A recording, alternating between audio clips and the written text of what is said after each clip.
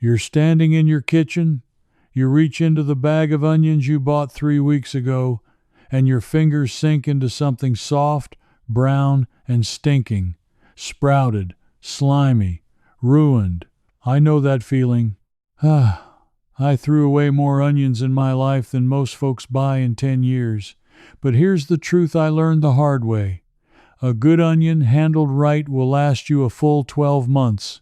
No refrigerator, no powder, no special gadget, just cool air and one old mountain trick most people have completely forgotten. The old-timers up in the high country stored onions from one harvest clear to the next, and they did it in dirt floor cellars with nothing but what they had lying around. I laughed at it once. I was wrong. Stick with me, because near the end I'm going to show you a storage method written down in a United States Department of Agriculture bulletin from 1909 that almost nobody talks about anymore. It costs you nothing. It works in a city apartment just as well as a farmhouse, and it changed the way I think about food forever. Now let me back up and tell you how I got here, because I didn't start out knowing any of this. For most of my life, I did it the modern way. I bought onions 3 or 4 at a time from the store, in that little plastic mesh bag. I kept them right there on the counter next to the fruit bowl, like everybody does, and every single time, within 2 or 3 weeks, half of them went soft, green shoots poking out the top, that gray fuzzy mold on the bottom. Into the trash they went. I never once questioned it. I figure that's just how onions are. They go bad. That's life. You buy more. Then one autumn I was up visiting an old fellow named Walt, who lived at the end of a gravel road in the mountains. Must have been 80-some years old. His people had homesteaded that land back in the 1880s. And Walt takes me down into his root cellar, this cool little dugout behind his house, and hanging from the rafters were onions he'd pulled out of his garden the summer before, a year old, firm as the day he braided them. Not one sprout, not one soft spot. I stood there like a fool. I asked him what his secret was, and he just laughed at me and said, "Son, the secret is, I didn't do anything the store does." That one sentence rattled around in my head for months, because it turns out everything I'd been doing, everything you've probably been doing, was working against the onion instead of with it. See, here's what nobody tells you. An onion is not dead when you harvest it. It's alive. It's dormant. It's a living bulb just waiting for the right signal to wake up and grow into a new plant. And when it wakes up, it sprouts, it goes soft, and it rots. Everything about how we store onions today sends that bulb the exact wrong signals. We practically beg it to sprout. But before I show you what wakes an onion up, I need to tell you about the very first thing that goes wrong. And it goes wrong before the onion ever reaches your hands. It's called curing. And it is the single most important step almost everyone skips. When Walt pulled his onions out of the ground, he didn't wash them and bring them inside. He laid them out, spread them in a single layer, in a dry, airy, shaded spot for near about 3 weeks, out of direct sun, but in moving air. And what happens during those 3 weeks is the whole game. The outer layers dry down into that papery skin you see. The neck at the top, where the green stalk was, dries and seals shut completely, and that sealed neck is the onion's front door. If that door is closed tight, moisture can't get in and bacteria can't get in. If that door is even a little bit open or damp, the onion is finished. It'll rot from the neck down. Every time. Here's the part that made me angry when I figured it out. The onions in that store bag were never properly cured. They're harvested by machine, moved fast, sold fast. The whole system is built on speed and volume, not on making an onion that lasts. They don't need it to last a year. They need you back in the store next week buying more. Land-grant research backs this up cold.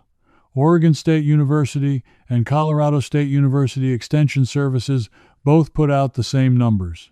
A properly cured onion stored in good conditions can hold for anywhere from 6 months to a full 12 months, depending on the variety. An uncured onion, or one stored warm and damp, you're lucky to get 3 or 4 weeks.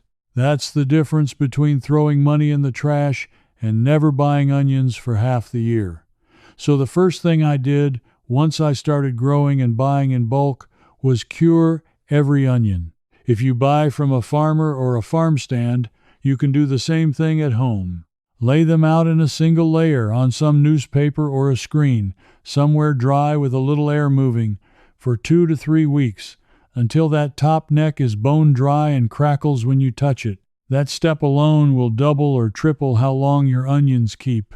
But curing is only half the story. Because I cured a batch once, felt real proud of myself, and stored them wrong anyway. And they sprouted on me in about 2 months. That's when I learned about the thing that truly wakes an onion up. And it's the opposite of what most people think. You'd think cold is the enemy, right? Like these onions freeze and get ruined. No, the real enemy is the in-between temperature. There's a specific range that acts like an alarm clock for a sleeping onion. And wouldn't you know it, that range is exactly the temperature of the average American kitchen. Onions sprout fastest when they're held between about 45 degrees and about 65 degrees Fahrenheit. That's the danger zone. That warmish, cozy range is the exact signal a bulb waits for to think spring has arrived and it's time to grow. Your kitchen counter sits right in the fat middle of that zone all year long. You are, without knowing it, telling every onion in your house, "Wake up, it's springtime, start growing," and it obeys. The old mountain root cellars worked because they held steady near the freezing mark, right around 32 to 40 degrees, cold and dark and dry all year round.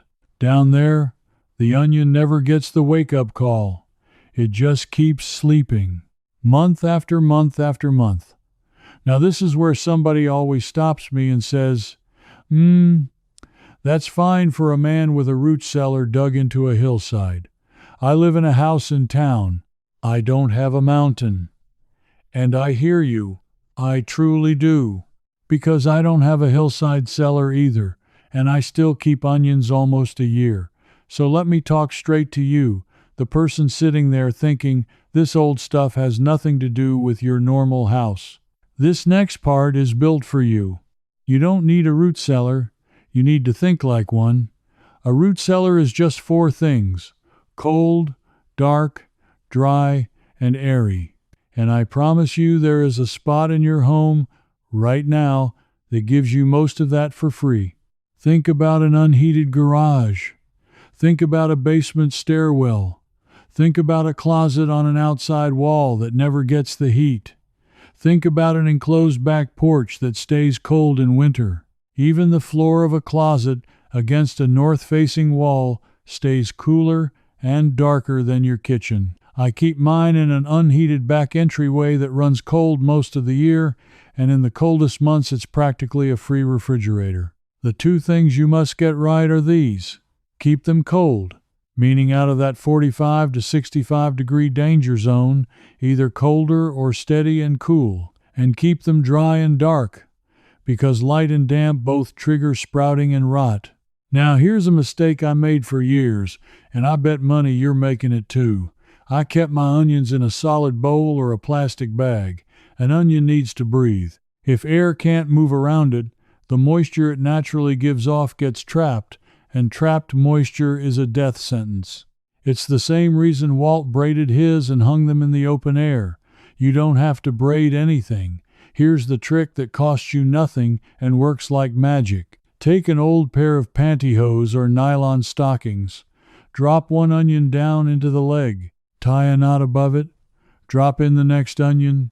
Tie another knot. Keep going till the leg is full, like a string of beads. Then hang that whole thing in your cold, dark spot. Each onion has air all the way around it. None of them are touching skin to skin.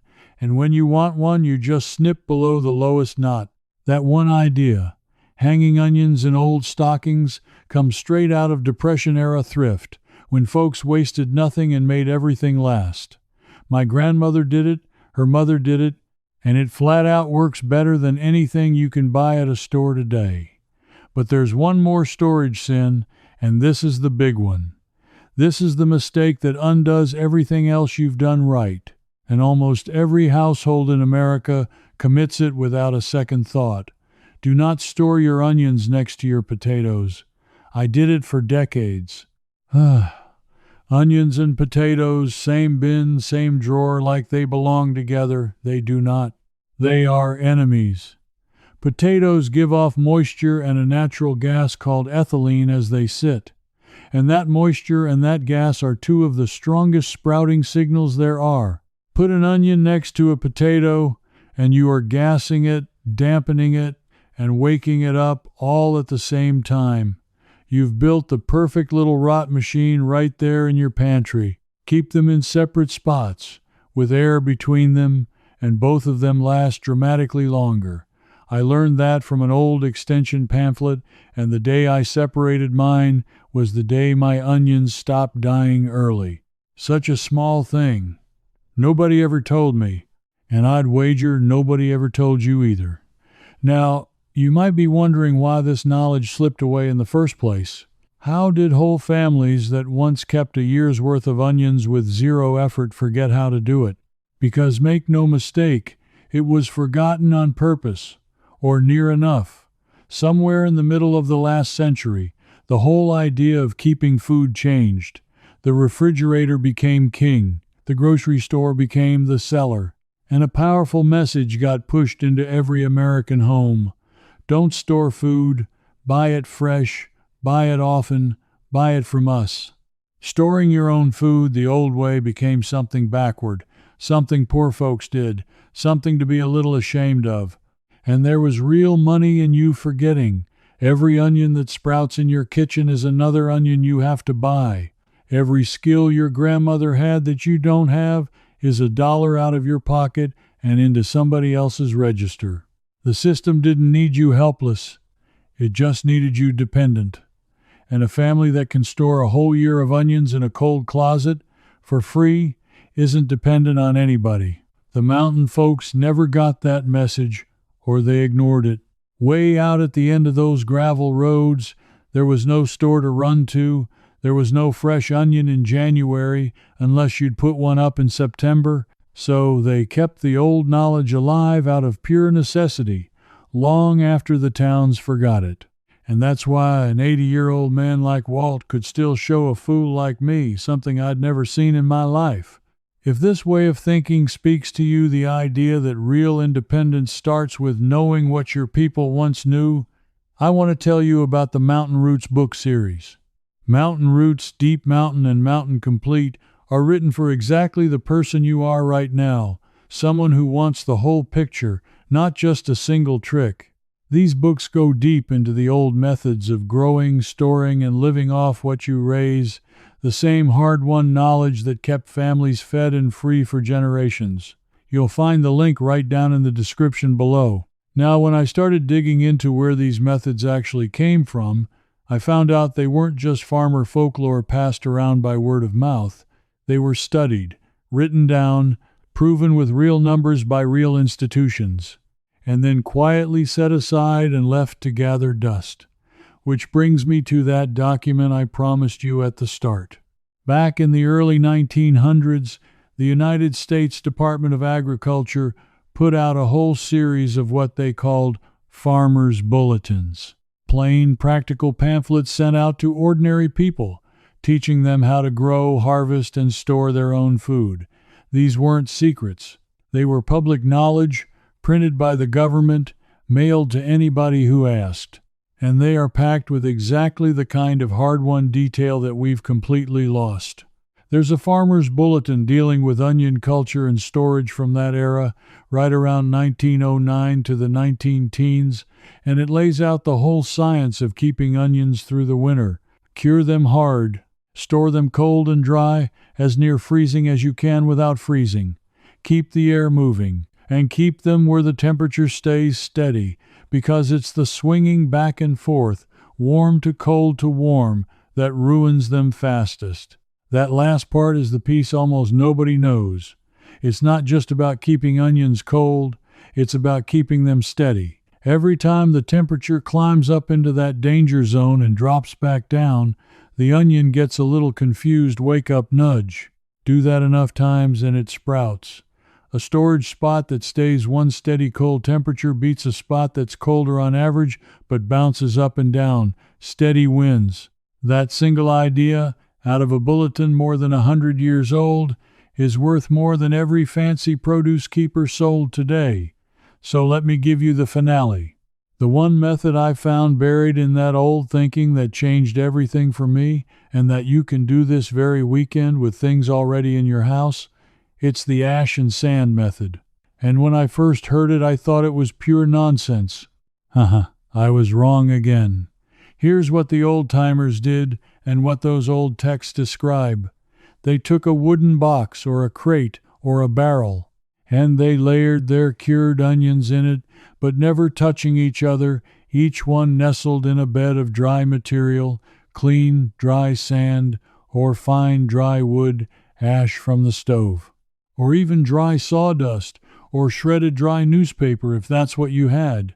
You put down a layer of the dry material, you set your onions on it with space between each one, you cover them completely with more dry material, then another layer of onions, more material, and so on, right up to the top of the box. Now, why on earth does this work so well? 3 reasons, and every one of them is dead simple. First, the dry sand or ash pulls moisture away from the onion and holds it, keeping that killer dampness off the skin. Second, because each onion is buried separately and never touches its neighbor, one bad onion can't rot into the others. Normally, one soft onion in a bag will spread to the whole bag in days. In sand, they're all in their own little tomb. One goes, the rest never know it happened. And third, all that packed material acts like insulation. It buffers the temperature, so even when the air outside the box swings warm and cold, the onions deep inside stay steady and calm and asleep. Wood ash does something extra on top of all that. It's alkaline and it's naturally drying, and it discourages the mold and bacteria that cause rot in the first place. Our ancestors used ash to preserve all kinds of things long before anybody could explain the chemistry. They just knew it worked, and it does. So here's your weekend project. Find a box, a crate, an old drawer, anything wooden or cardboard. Get some dry play sand from the hardware store for a couple of dollars, or save the cool ash from your wood stove or fireplace, or even just tear up a stack of newspaper. Take your best firm cured onions, the hard ones with tight dry necks and no soft spots, and layer them in with the dry material, none of them touching. Set that box in the coldest, darkest, driest corner you've got, and then walk away. Come back in the dead of winter, when the store is charging whatever they feel like for a sorry-looking onion, and reach into your box. You'll pull out an onion as firm as the day you put it away, for free, from a method a government pamphlet described over 100 years ago and almost everybody threw in the trash. Now let me save you from the mistakes I made, because I made every one of them so you don't have to. Don't ever store an onion with a thick, fleshy green neck that never dried down. Those are what old gardeners call thick necks, and they will not keep no matter what you do. Eat those first. Only the hard, tight, fully cured ones go into long storage. Don't wash your onions before storing them. I know it feels right to clean them up. Don't. Water is the enemy. Just brush the loose dirt off with your hand and leave that papery skin alone. That skin is the onion's armor. Don't store sweet onions the same way as storing onions. And this one surprised me. Those big, mild, sweet varieties, the Vidalia types, they've got a much higher water content and a lot less of the natural sulfur compounds that fight off rot. They simply will not keep for months, ever. They're built to eat fresh, quick. The onions that keep all year are the pungent ones, the sharp ones that make you cry when you cut them. That sharpness is the very thing that preserves them. So if you want a year of storage, buy or grow the strong, sharp, storage-type onions. The old-timers knew which was which. Now you do too. And check your box every few weeks, especially early on. Pull out any onion that's gone soft. It only takes a second, and it protects the rest. Though I'll tell you, once I switch to the layered sand method, I hardly ever find a bad one anymore. Let me tell you what this really did for me, because it's bigger than onions. The first winter I pulled firm, sweet, perfect onions out of a box in my cold entryway in the middle of February. I stood there and I felt something I hadn't felt in a long time. I felt free. I wasn't at the mercy of the store's price. I wasn't throwing money in the trash every week. I had done for myself the thing my great-grandparents did without even thinking about it. And it cost me nothing but a little knowledge I'd almost let disappear forever. That's what this is about. It was never really about onions. It's about the quiet confidence of knowing you can take care of your own, the same way people did for hundreds of years before somebody convinced them they couldn't. Every onion you keep is a small act of independence. It's you telling the whole buy more, waste more machine, no thank you, I've got this handled. And here's the thing, onions are just the door. Once you learn to read what a living food actually needs, cold, dark, dry, steady, and airflow, you start to see your whole home differently. That cold closet, that unheated porch, that basement corner, they stop being wasted space and start being the pantry your grandparents relied on. Potatoes, carrots, apples, squash, cabbage, garlic, they all have their own version of this same old wisdom, and every bit of it is waiting to be picked back up by anybody willing to reach for it. So let me leave you with this. You didn't just learn how to keep an onion from rotting. You took back a piece of knowledge that was quietly lifted out of your family's hands, and you put it right back where it belongs. In yours, you're the kind of person who trusts what's real and tested over what's shiny and convenient. You always have been. That's probably why you're still here with me. And I'll tell you, the folks who keep this old knowledge alive, they're not living in the past. They're the most prepared, most independent, most quietly capable people I know. Now I've got a question for you, and I really want you to answer it down in the comments. Tell me this. Where in your home is your cold, dark, dry spot going to be? Is it a garage, a back porch, a basement, a closet on the north wall? Say it out loud in the comments so somebody else reading gets an idea for their own home. And if you grew up with somebody, a grandmother, an old neighbor, who braided onions or kept them in sand, tell me about it. I read those. Those stories are how we keep this alive. If any part of this made you want to stop wasting food and start keeping it the old proven way, then come along with the rest of us. There's a whole community here recovering the self-reliance our people never should have let go of, one forgotten skill at a time. This isn't about following a channel. It's about joining folks who refuse to be helpless. And here's what's coming next. There's an old mountain way of keeping potatoes from turning green and sprouting clear through the winter, and it uses one common thing you'd normally throw straight in the trash. Most people store their potatoes in the one spot that ruins them fastest. I'll show you the spot to avoid and the free fix that keeps them firm for months. You won't want to miss it. Keep that knowledge coming. Keep it in your hands, and I'll see you at the next one. You just watched how it's done. But there's more than one video can hold. Inside the Mountain Man Circle, I pick up right where we left off with the full year-long curing method. Get stuck? You ask me your own question, and I answer you myself. No bots. You'll belong alongside folks like you. Just point your phone's camera at the code on screen. Cancel any time with one click. I'd love to have you.